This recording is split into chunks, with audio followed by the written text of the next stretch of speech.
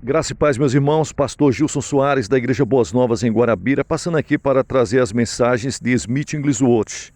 Você que está passando pelo canal agora, se inscreva no canal. Tem muita mensagem boa aí de muitos homens cristãos, heróis da fé, como John T. Lake, Charles Finney e muitos outros. Dê o seu like, diga de onde você está nos acompanhando, deixe um testemunho, um milagre que Deus fez na sua vida. Isso vai inspirar outras pessoas. É muito importante. Ative o sininho para receber mais notificações. E você que Deus tem abençoado, abençoe esse canal com qualquer valor que Deus colocar no seu coração. Geralmente as pessoas, quando fazem qualquer oferta, o nome dessa pessoa aparece, principalmente através da chave Pix.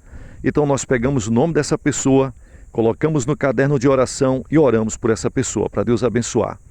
Todas as segundas-feiras estamos subindo ao monte para buscar a Deus. Que Deus abençoe você de uma forma poderosa. Essa mensagem tem como tema o caminho para a inundação espiritual. Foi pregada em dezembro de 1926. Está fundamentada em João capítulo 1, versículos 1 ao 3 e Mateus capítulo 20, versículo 22. Vamos para a mensagem então. Nas palavras de Smith Wigglesworth: por onde Jesus passava, as multidões o seguiam. Porque ele vivia, movia-se, respirava, era totalmente revestido e repleto do poder de Deus. Ele era Deus, mas como filho do homem, o Espírito de Deus repousava sobre ele. O Espírito da santidade criadora. É sublime ser santo. Jesus veio para nos dar o Espírito de santidade, uma chama e desejo santo e intenso, pela semelhança com Deus. Nesse momento, Smith Wigglesworth fala em línguas estranhas e ele, pelo poder do Espírito Santo, interpreta da seguinte forma: Deus que vivifica e leva o homem para a semelhança da sua mente pelo seu poder, forma filhos criados para a imagem do novo homem e dar-lhes poder, o Espírito de santidade e verdade. Jesus é a verdade. Depois de entregar a mensagem, ele volta a falar na língua inglesa e continua o sermão. Estamos apenas para a margem das coisas. O plano onipotente é maravilhoso para o futuro. Deus deve fazer algo para o crescimento do reino, um avivamento para transformar por dentro e por fora tudo o que tocamos. Então, veremos uma subida da maré, como uma torrente impetuosa de água, vindo atrás de cada um de nós. Sim, Jesus deixou certo que tudo isso aconteceria. E ele também deixou 120 pessoas para virar o mundo de cabeça para baixo. Atos capítulo 1, versículo 15. O Espírito está sobre nós para mudarmos a nossa situação. Devemos mover-nos no sentido de deixar Deus apossar-se de nós, para a libertação de outros. Devemos batalhar para que as almas nasçam de novo e sejam vivificadas, desfrutando de um novo relacionamento com o céu. Jesus tinha poder, autoridade divina, e deixou-a para nós. Temos de pregar a verdade, a santidade e a pureza interior. Está escrito em Hebreus capítulo 1, versículo 9.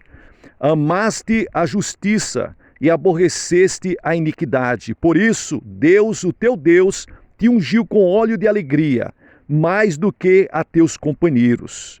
Estou sendo, por Deus, cada vez mais levado a ter sede da presença do Espírito, sede da palavra, sede de me alimentar das coisas celestiais. Jesus não apenas é santo, mas ama a santidade. E mais uma vez, tomado pelo Espírito Santo, Smith Wigglesworth fala em línguas estranhas e interpreta. Presta atenção, hein?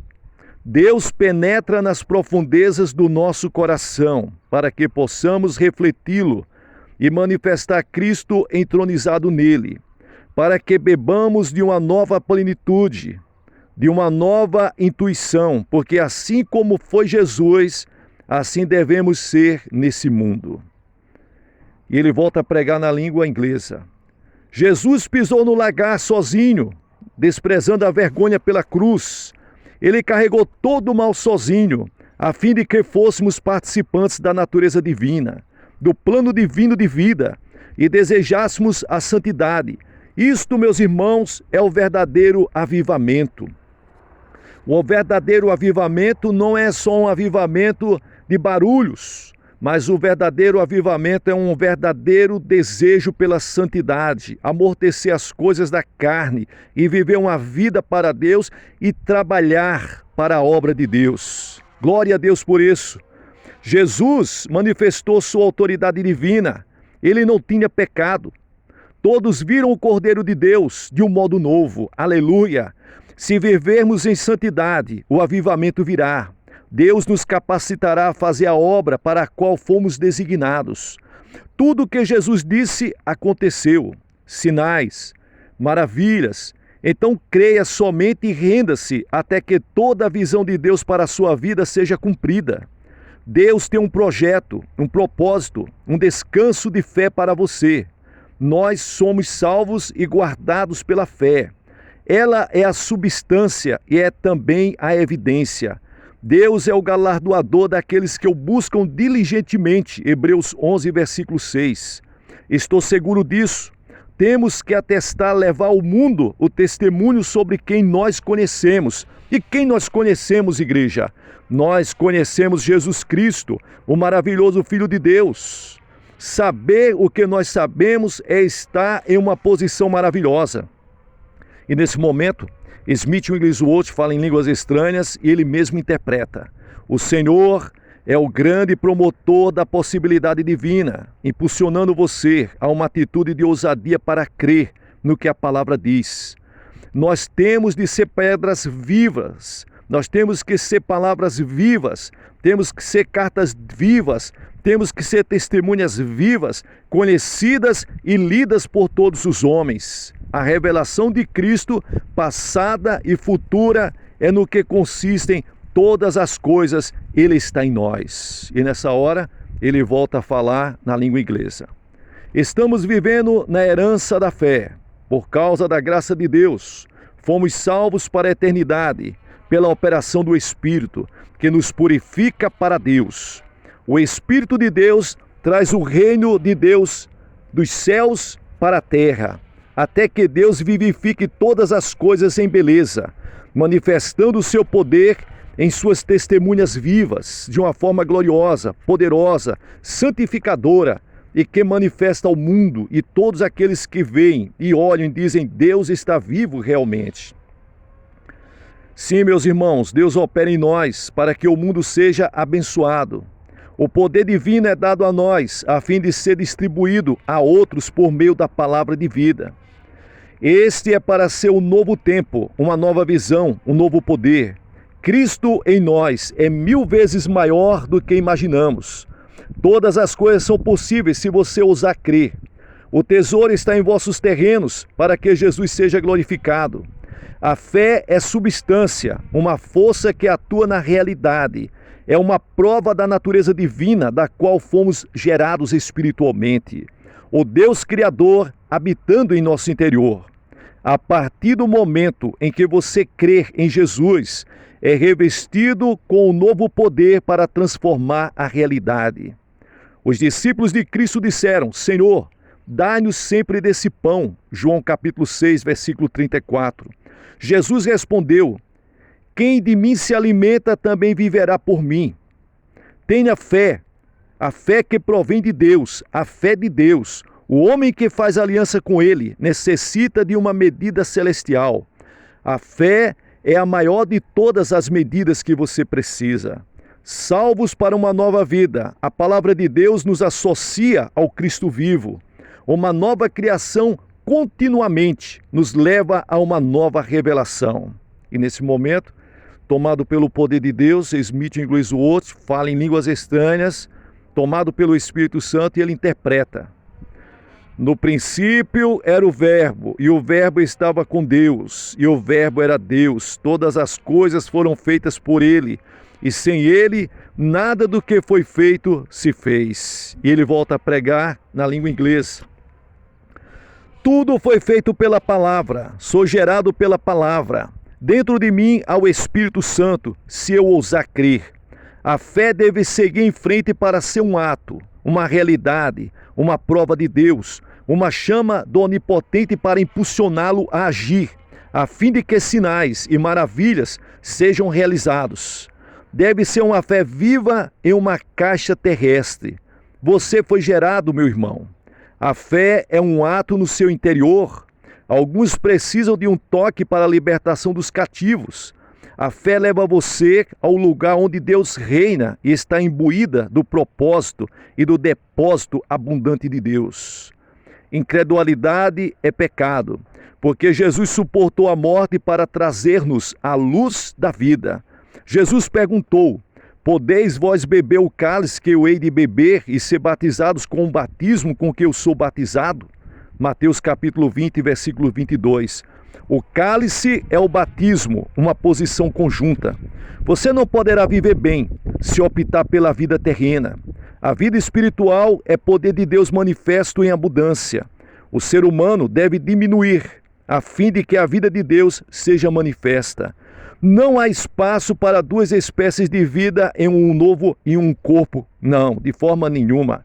A morte para o mundo é o preço a pagar para que o poder de Deus se manifeste por seu intermédio. Quando você morre para os seus desejos e vontades, em seu interior surge uma comunhão perfeita com Deus. Você diminui e Deus cresce. Deus vivo em você lhe confere uma natureza espiritual. Você vive uma outra vida de fé, baseada e grandiosa e arraigada no Filho de Deus. Nesse momento, mais uma vez, Smith Wigglesworth fala em línguas estranhas, tomado por Deus, e depois interpreta.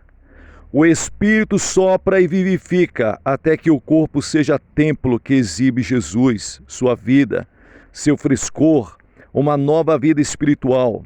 Paulo disse: já estou crucificado com Cristo, e vivo não mais eu, mas Cristo vive em mim. E a vida que agora vivo na carne, vivo-a na fé do Filho de Deus, o qual me amou e se entregou a si mesmo por mim. Glória a Deus. E volta a falar, pregando na língua inglesa. Quando o Espírito Santo revela Jesus, ele é tão real. É a palavra viva, eficaz, agindo, falando, pensando, orando, cantando. A vida espiritual, meus irmãos, é maravilhosa. É esta substância da palavra de Deus que traz possibilidades e oportunidades, confrontando você, levando-o a um lugar sem medo, pois maior é aquele que está em você. Paulo disse: quando estou fraco, então sou forte. Jesus andou em supremacia. Ele vive e reina. Ele nos guiará por causa do Calvário. Deu-nos poder para vencer todo inimigo. Cristo venceu por nós no Calvário. E tudo em nós deve estar sujeito a Ele. O que faremos para realizar as coisas e obras maiores? Esta é a obra do Deus em que você crê. O que Ele diz acontece, é a palavra de Deus. Um homem frágil, fraco, de olhos enrugados e pescoço encolhido perguntou: o Senhor pode ajudar-me? Amado, não existe alguém que não possa ser ajudado. Deus nos abriu as portas para o que deixemos manifestar-se por sinais e maravilhas. A autoridade está em nosso interior, quando Deus vive em nós. Então, eu poderia ajudar aquele homem? Claro que sim. Ele estava alimentando-se apenas com líquidos, através de um tubo, havia 3 meses. Eu lhes disse: vá para casa agora e jante bem. Pode comer tranquilamente, o Senhor está curado. Ele o fez e percebeu que o buraco do tubo fechara. Deus sabia que ele não queria 2 tubos.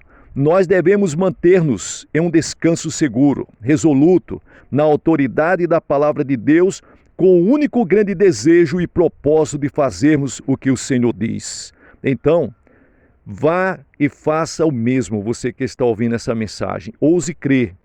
Crê em tudo que está escrito. A palavra de Deus, ela não falha.